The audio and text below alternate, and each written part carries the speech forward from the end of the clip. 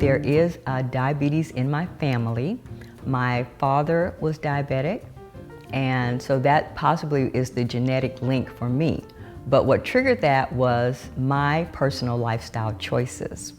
Also, the thing that I don't usually share about my story is that I had a daughter that passed away from complications of diabetes. It was undiagnosed, so she was one of the 7 million people living with diabetes who don't know it. She had gestational diabetes, and that there was no follow-up. People in our family might have diabetes and they don't know it, and we don't recognize the symptoms. So, that's one of the reasons why you should educate yourself and know what's going on.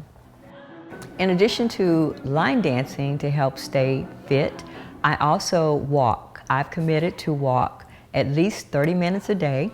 Some days I walk 90 minutes a day. Some days I walk 2 hours a day. It just really shows in my blood sugar numbers when I'm doing the walking. I think that's one of the things that anybody can do that. I happened upon a line dance for fitness class at the Downtown Y. And I was like really excited because being from Texas, that's one of the things that we do. We line dance quite a bit. But I never thought about it as exercise. Since I started line dancing, I actually have become an instructor. And the thing that I enjoy the most is actually working with my beginner students and watching them catch the fire, so to speak. They get a lot of social benefit, but they're what we call sneaking in a workout. I found out that I could possibly be diabetic when I escorted my mother to a health fair at her church. There was a nurse there doing blood glucose tests, and she asked me if I would be interested in having my blood glucose tested.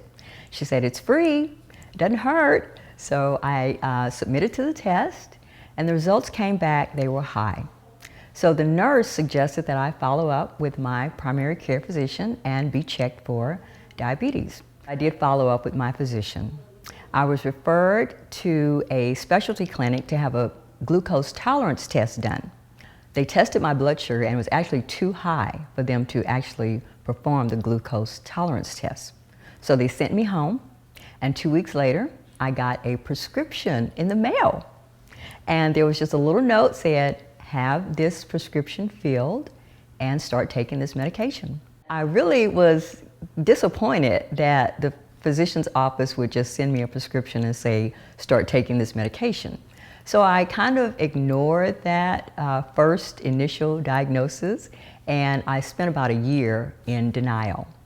The first thing that I thought was I couldn't possibly have diabetes because I don't fit the usual profile. I've always been this size, so I went into denial and I just kind of ignored it. Finally, I did start having some symptoms of what I thought might be diabetes. I started going to the bathroom like frequently throughout the day.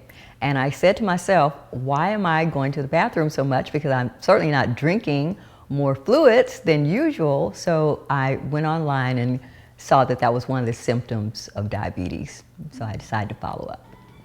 I changed my primary care physician, and I started working with a doctor who actually was a member of my church. And so I felt very comfortable working with him, and I trusted his opinion. He was very good about following up with his patients, spending time with his patients and communicating with them what was going on and what was this recommended care plan. I started to change my diet. I did start on oral medications. My A1C is coming down. I'm really pleased with that. I have a care team that encompasses an endocrinologist, a registered dietitian, a diabetes educator. So I've surrounded myself with a good team. I think it's really good for individuals with diabetes to educate themselves and be their own best advocate, because that way they can be part of their own care team. Because in the end, we are the ones who are responsible for changing our eating habits and changing our exercise habits. The care team is not going to do those things for you. They're going to recommend some changes, but we're the ones who have to incorporate those changes into our lifestyle.